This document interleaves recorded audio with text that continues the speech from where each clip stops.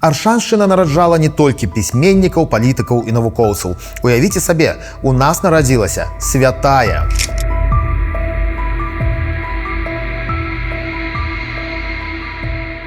29 кастрычніка 1833 года нарадзілася Цэліна Хлудзінская, якая сёння вядома ва ўсім свеце як блаславёная Цэліна Бажэнская. Блаславёная гэта адна з прыступак перад прызнаннем яе святой. Блаславёным яе прызналі ў 2007 годзе, а зараз працэс беатыфікацыі працягваецца. І асабіста ў мяне няма сумніваў, што святой яе ў выніку прызнаюць. Проста ў каталіцкай царкве гэты працэс займае вельмі шмат часу. Але вернемся да Аршаншчыны. Нарадзілася Цэліна у сям'і багатага роду Хлудзінскіх. Хутчэй за ўсё нарадзілася яна ў сёння вельмі маленькай вёсачцы Антавіль.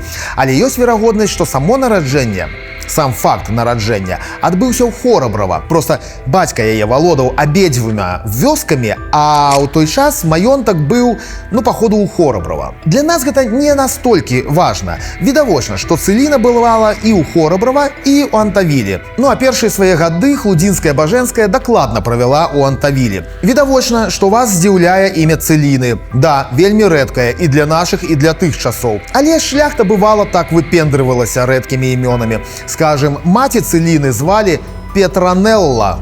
У 1853 годзе Цэліна выходзіць замуж і мяняе сваё прозвішча на Бажэнская, тое прозвішча, пад якім яе і ведаюць. З мужам яны пераязджаюць у заходнюю Беларусь і вядуць дастаткова шчаслівае, шляхетнае сямейнае жыццё. Цэліна нараджае 4 дзяцей. У заходняй Беларусі яе новая сям'я далучаецца да паўстання Каліноўскага. Дакладна вядома, што Цэліна стварае падпольны шпіталь для паўстанцаў, але шчасце абрываецца ў 1869 годзе.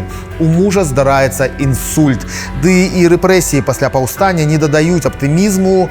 Сям'я вырашае пераязджаць у Вену, дзе спадзяецца на еўрапейскую медыцыну. На жаль, медыцына не дапамагае, і праз некалькі гадоў паралізаваны муж памірае. Аўдавелая Цэліна разам з дачкой пераязджае ў Рым. У Рыме яна актыўна далучаецца да рэлігійнай і дабрачыннай дзейнасці, стварае школу і стварае рэлігійную абшчыну. А ў 1891 годзе гэтая абшчына становіцца кангрэгацыяй сясцёр з мёртвых паўстання. Калі казаць спрошчана, то гэта такі свой манаскі ордэн, які займаўся адукацыяй дзяўчынак.